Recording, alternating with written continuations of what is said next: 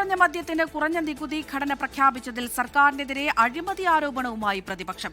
Spirit ഉപയോഗിച്ചുണ്ടാക്കുന്ന മദ്യത്തിനാണ് നികുതി കുറച്ചതെന്നും പിന്നിൽ കർണാടക ലോബിയാണെന്നും മുൻ എക്സൈസ് മന്ത്രി എം ബി രാജേഷ് ആരോപിച്ചു. ബജറ്റ് പ്രഖ്യാപനം അഴിമതിക്ക് വഴിയൊരുക്കലാണെന്ന് CPM സംസ്ഥാന സെക്രട്ടറി MV ഗോവിന്ദനും ആരോപിച്ചു.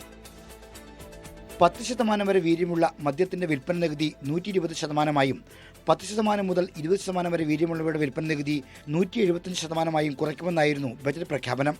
ബിയറും വൈനും ഒഴികെയുള്ള വീര്യം കുറഞ്ഞ മദ്യത്തിന് നികുതി കുറയ്ക്കാനുള്ള തീരുമാനമാണ് അഴിമതി ആക്ഷേപത്തിന് വഴിവെച്ചിരിക്കുന്നത്. വീര്യം കുറഞ്ഞ മദ്യപ്പോഴും വിൽക്കാം, അത് അവർക്ക് ലാഭകരമല്ല. അത് വ്യാപകമായി വിൽക്കാനാവില്ല 251% നികുതി കൊടുത്തിട്ട്.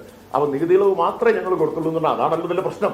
ഇതൊക്കെ കർണാടക മദ്യലോബിക്ക് വേണ്ടി ചെയ്യുന്ന കാര്യമാണ്. തെരഞ്ഞെടുപ്പ് കഴിഞ്ഞിട്ടേ ഉള്ളൂ. ഇപ്പൊ എത്ര കിട്ടിയെന്ന് പറഞ്ഞാൽ മതി. മുഖ്യമന്ത്രിയല്ലേ നികുതി കുറച്ചത്. ബാക്കി ആർക്ക് കിട്ടി, എത്ര കിട്ടി എന്നുള്ള വിവരങ്ങൾ അന്വേഷിക്കേണ്ട കാര്യമാണ്. വീര്യം കുറഞ്ഞ മദ്യത്തിന്റെ വില കുറയ്ക്കാനുള്ള ബജറ്റ് പ്രഖ്യാപനത്തിന് കളമൊരുക്കിയത് LDF സർക്കാർ സ്വീകരിച്ച നടപടിയാണ്. 20% വരെ വീര്യമുള്ള മദ്യങ്ങളുടെ വിപണനം അനുവദിക്കാൻ മുൻ സർക്കാർ വിദേശമദ്യ ചട്ടങ്ങളിൽ ഭേദഗതി വരുത്തിയിരുന്നു. എന്നാൽ LDF ലക്ഷ്യമിട്ടത് കാർഷികോൽപ്പന്നങ്ങളിൽ നിന്നുള്ള മദ്യത്തിന്റെ വിപണനമാണെന്നാണ് CPM നേതൃത്വത്തിന്റെ പ്രതികരണം. ഇതിപ്പോൾ ആർക്കും ഡിസ്പ്ലേ തുടങ്ങി വീര്യത്തിന്റെ, അതായത് ഈ സ്പിരിറ്റിന്റെ അളവ് കുറച്ച് വീര്യം കുറവാണെന്ന് പറഞ്ഞു വിൽക്കാനുള്ള സൗകര്യം കൊടുക്കുകയാണ്. അതാണ് ഉണ്ടായത്. അതാണ് വിമർശനപരമായിട്ട് വന്നത്.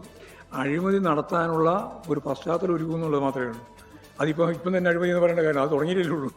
തുടങ്ങാൻ പോകുമ്പോൾ അതിനുള്ള സാധ്യതയുണ്ട്. നിയമസഭയിലെ ബജറ്റ് ചർച്ചയിൽ അഴിമതി ആരോപണം ശക്തമായി ഉന്നയിക്കാനാണ് പ്രതിപക്ഷ തീരുമാനം. 24 തിരുവനന്തപുരം.